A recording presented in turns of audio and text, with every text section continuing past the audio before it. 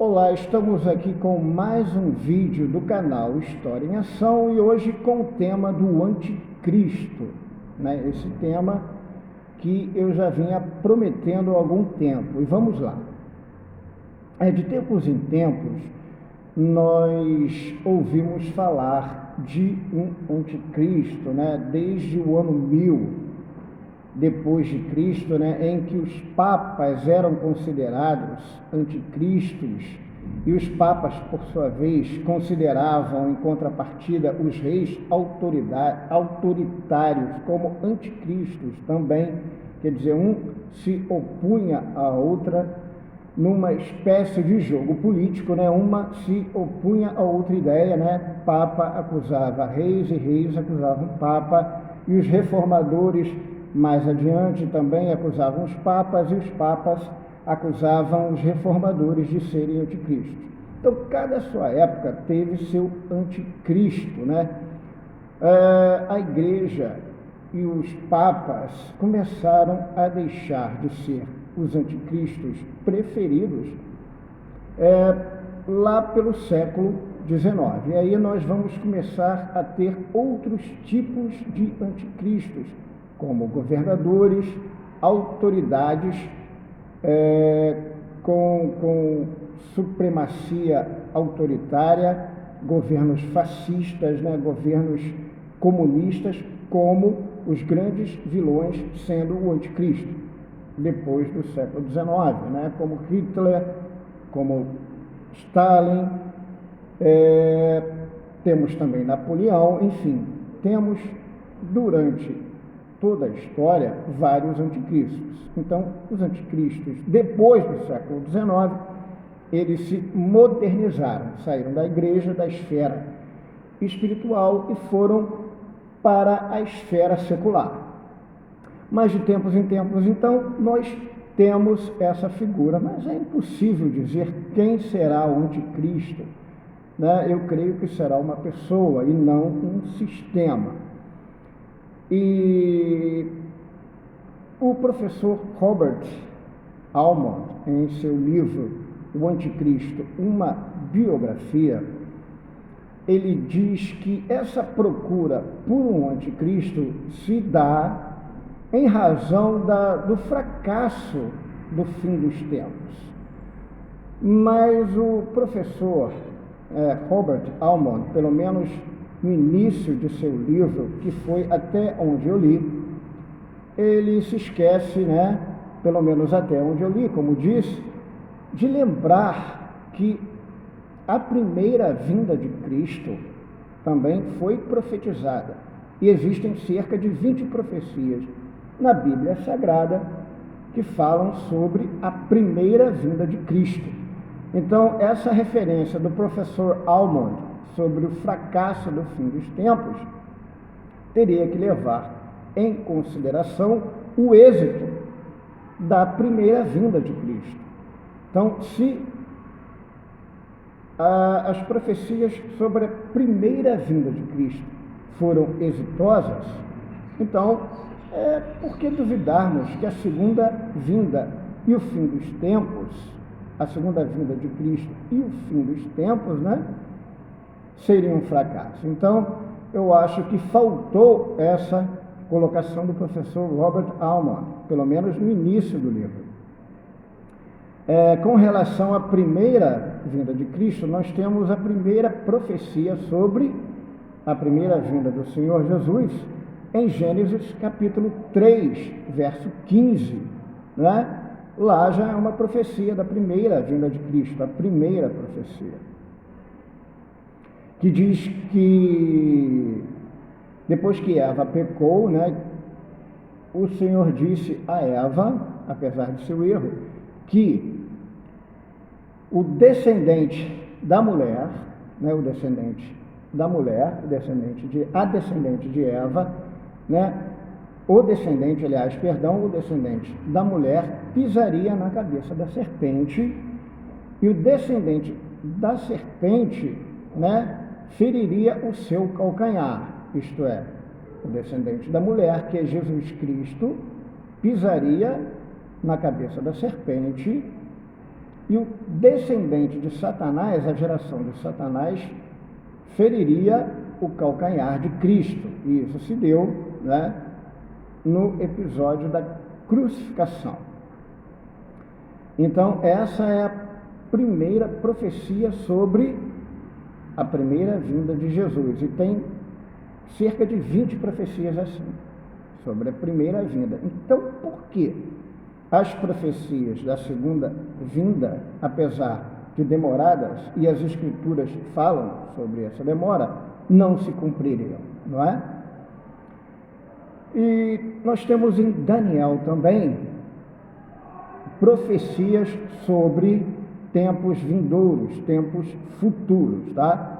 Em Daniel 11:37, nós vamos ver uma expressão muito interessante, né? Que um determinado rei não agradaria ao desejo das mulheres. Essa passagem não diz respeito a Antíoco Epifânio, como pensam alguns, né? Porque as passagens que dizem respeito a Antíoco são passagens em versos anteriores do mesmo capítulo 11 de Daniel. Mas o capítulo 11, verso 37, diz que ele não terá respeito pelos deuses de suas mulheres, em outras versões, pela vontade das mulheres, mas os deuses das mulheres é a versão mais aceita, não é? E que ele seria um homem mau. Esse rei seria um rei que não seria Antíoco, mas um rei da antiguidade, e ao mesmo tempo esse verso diz respeito ao futuro, diz respeito, escatologicamente falando, ao anticristo. Então, o que seria dizer isso? Que ele não teria respeito aos deuses das mulheres. É que ele possivelmente, o anticristo, poderá ser um homem misógino, que não gosta das mulheres. De repente, por conta dessa profecia de Gênesis, né, 3,15, que diz que o descendente da mulher pisaria na serpente. Então, o ódio de Satanás pelo gênero feminino já começaria daí, né? E o ódio de maneira em geral, que diz que ele não respeitaria o Deus das mulheres, né? E Antíoco, que não diz respeito a esse verso, que diz respeito aos versos anteriores, foi um rei muito mau. E esse rei a que se refere o verso 37 também é um soberano mau, ruim. E, ao mesmo tempo que se refere a um determinado soberano, ele se refere também ao anticristo no futuro. Tá? Essa é a profecia de Daniel. Com relação às características do anticristo, nós temos já com o apóstolo João, em 1 João, o apóstolo João diz que já naqueles tempos, né, 70 anos depois de Cristo, já naquela época, né, bem recentemente, após a morte e ressurreição de Jesus, que já naquele tempo haveriam anticristos. E uma das características, e, aliás, João aponta várias características para o anticristo. Uma das características do anticristo seria que ele saiu do meio cristão, mas nunca foi um cristão verdadeiro, quer dizer, ele fez parte daquela aliança cristã, daquela comunidade cristã, mas ele saiu do meio cristão. Então ele é um apóstata, ele apostatou da fé, ele saiu, ele quebrou a aliança. Então, uma das características do anticristo é essa. Outra é que ele negaria a divindade de Cristo, negaria que Jesus é o Senhor, que Jesus é Filho de Deus, do Deus vivo. Então, ele apontaria, né, uma dessas características por essa negação dessa divindade do Senhor Deus. A outra característica, e João dá mais características ainda, ele diz que o anticristo, ele não confessa que Jesus Cristo veio em carne, diz mais que nós podemos discernir se os espíritos são do diabo ou são de Deus, através dessa palavra, né? Se o espírito que não confessa que Jesus Cristo veio em carne, esse é o espírito do anticristo. Então, para o espírito ser o espírito vindo da parte do Senhor, ele tem que confessar que Jesus Cristo veio em carne. Esse sim é o espírito do Senhor, é o Espírito Santo que habita em nós. Se este não confessar, ele é do diabo. Então ele tem que confessar que Jesus Cristo veio em carne para ser considerado o espírito vindo da parte do Senhor Deus. Tá ok? Essa é mais uma das características ditas por João logo no ano 70 depois de Cristo, por volta do ano 70 depois de Cristo, tá? Agora, afinal, qual é a minha opinião? Quem é o anticristo, Luciano, na sua opinião? Então, como eu falei, né, novamente falando, citando Alex, lá na entrevista na rádio,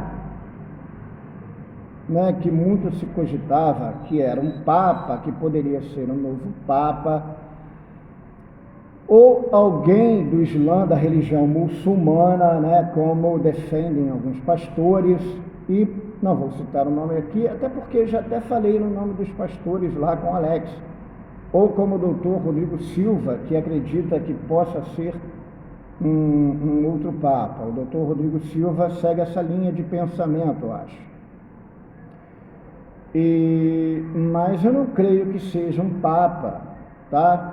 Porque um papa, ele não negaria que Jesus Cristo veio em carne, tá? Um papa, ele aceita que Jesus Cristo é o Filho encarnado de Deus.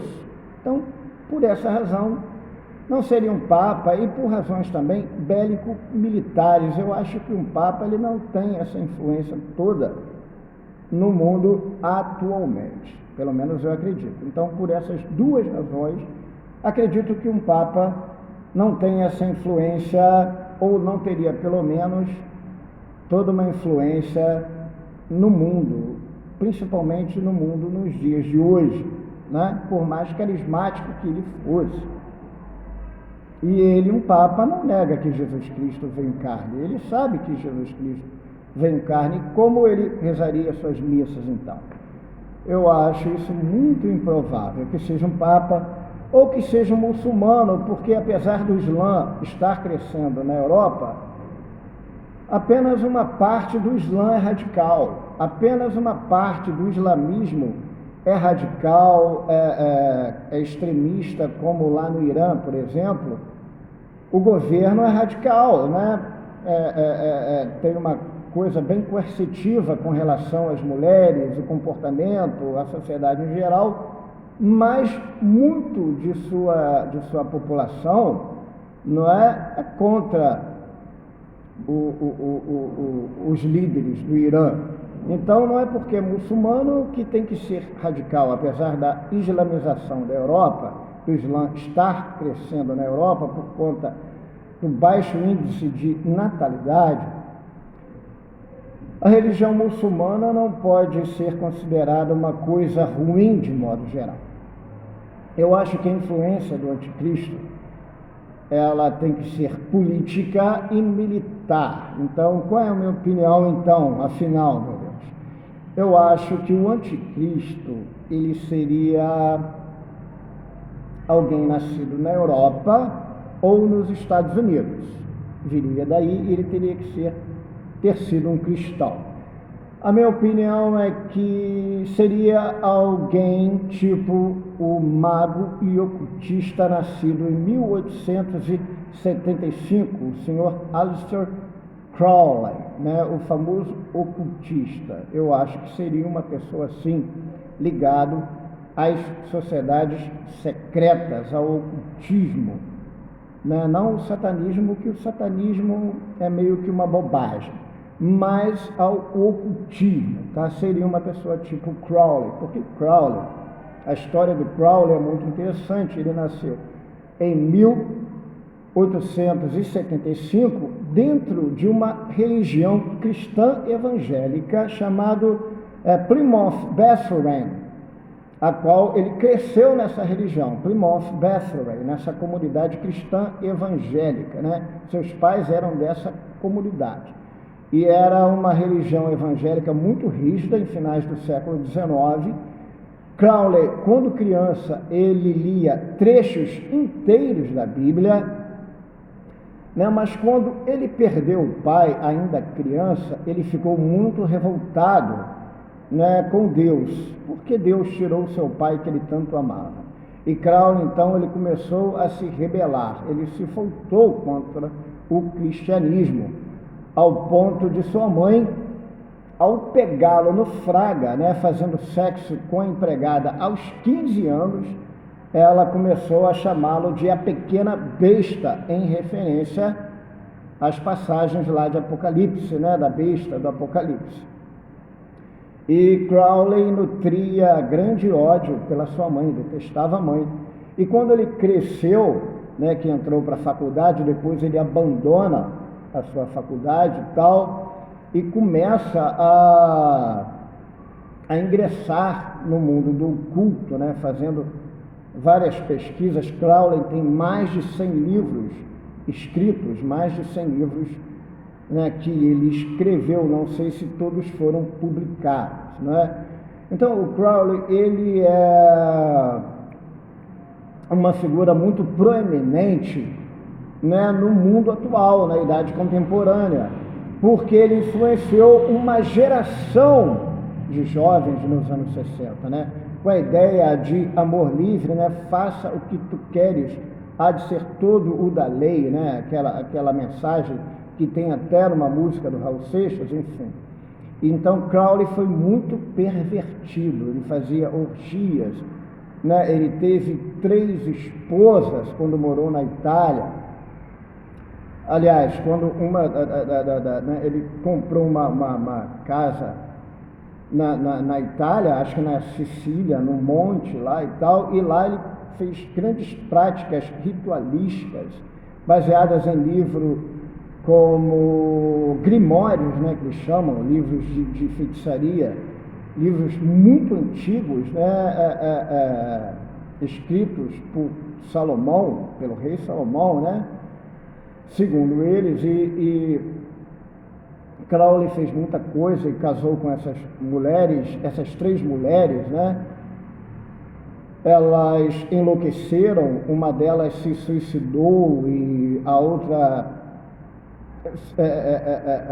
enlouqueceu, foi internada num sanatório, enfim, houveram muitas histórias. Ele, nessa abadia de Telema, né, lá na Itália, que ele tinha essa sua moradia lá, ele fazia rituais e tinham muitos potes de heroína na sua casa, né, as pessoas faziam sexo na frente das crianças, tomavam sangue de bode e umas coisas muito perversas. Então Crowley, ele influenciou muito essa galera, principalmente a partir dos anos 60, né?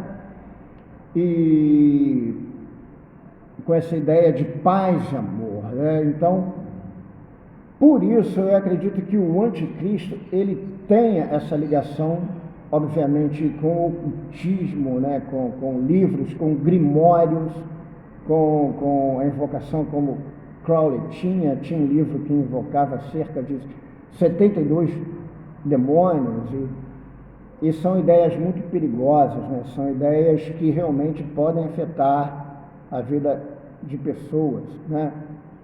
Os rituais de Abramelin. Então, eu acredito que o anticristo seja uma pessoa parecida com o Aleister Crowley, né? Pervertido, amante do ocultismo, enfim, seja uma pessoa com esse perfil, com um perfil parecido com o de Crowley.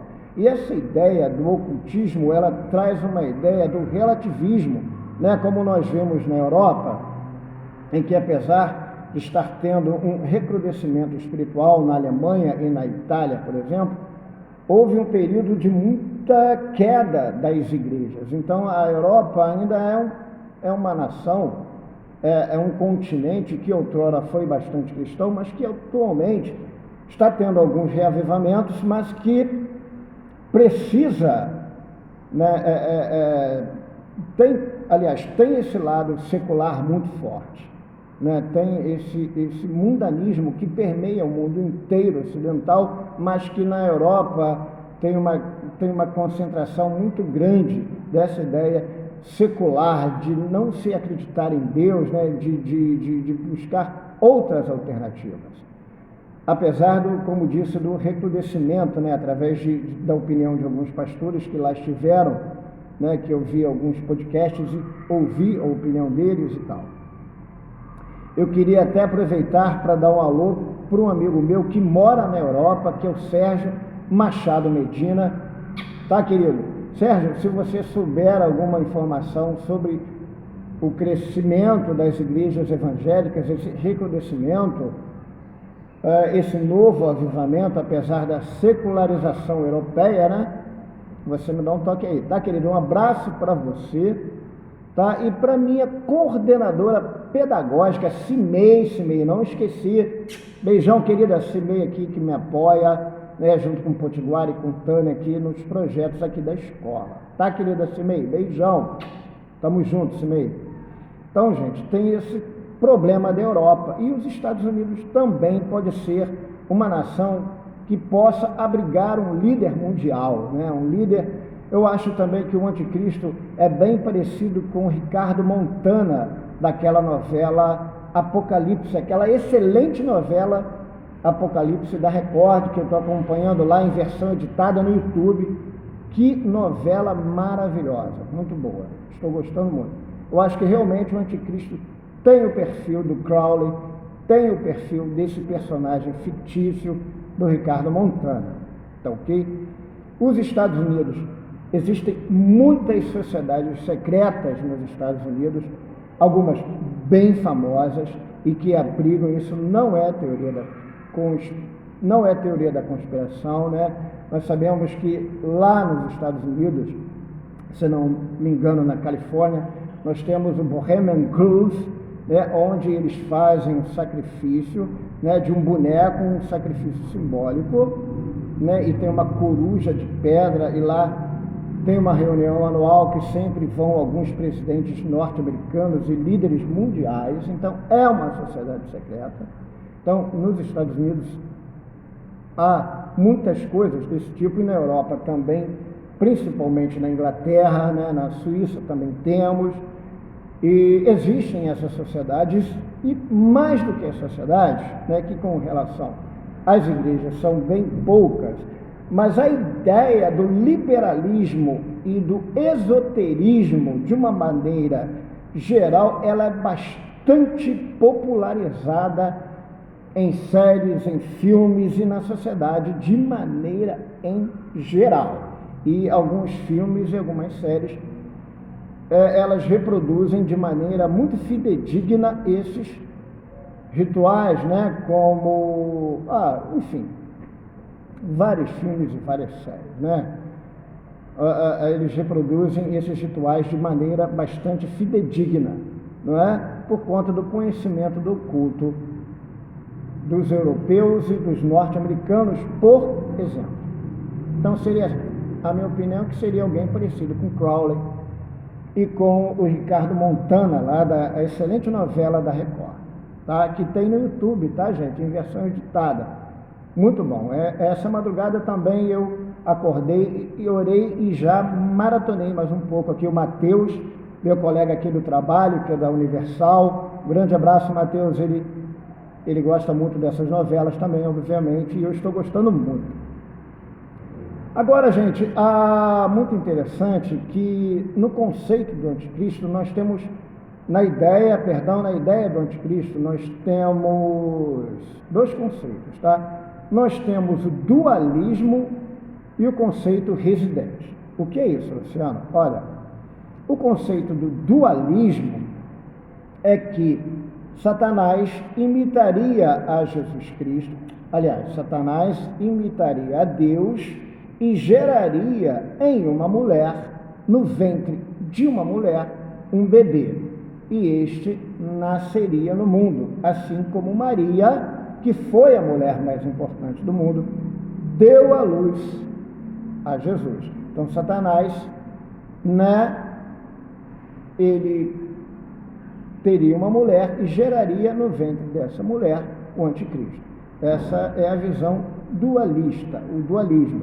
E nós temos a visão residente, que é a visão na qual Satanás, ele incorpora num homem ou numa criança, já viva, já existente no planeta Terra, Nós temos, então, a visão dualista e a visão residente. A visão mais aceita pelos teólogos é a visão residente. É interessante. Por quê? Por que, Luciano, é interessante? Por quê? E agora nós vamos entrar em outra parte. Eu vou falar de alguns filmes, Alguns filmes são de terror e alguns filmes são gospel, evangélicos, tá? Aí fica a critério de vocês.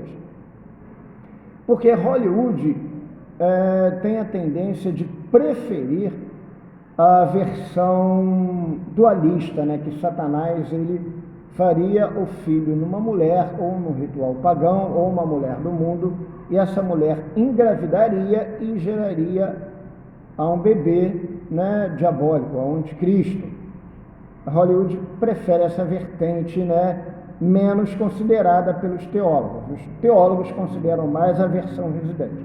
Então vamos lá para vocês conferirem, já na parte dos filmes e da novela,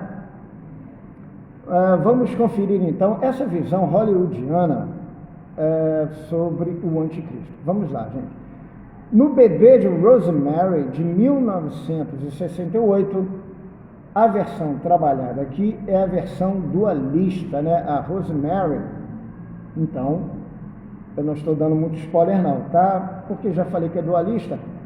A Rosemary, ela engravida e vai gerando um pequeno diabinho lá no ventre dela, tá? O Bebê de Rosemary, e tem muitas histórias, algumas lendas, claro, algumas fábulas e mais outras coisas mais sérias acerca desse filme, O Bebê de Rosemary, tá? Agora, esse sim, tem histórias escabrosas, tá? Documentadas em documentário, tudo. É a Profecia de 1976, que também nos remete à visão dualista, em que o Damon, um nome bem sugestivo, é o filho do diabo, e ele é gerado não no ventre de uma mulher, mas no ventre de uma chacal. Muito doido. E a Profecia de 1976 tem disponível no YouTube. Fim dos Dias de 1999 já traz a visão residente, isto é, Satanás incorpora num homem já adulto.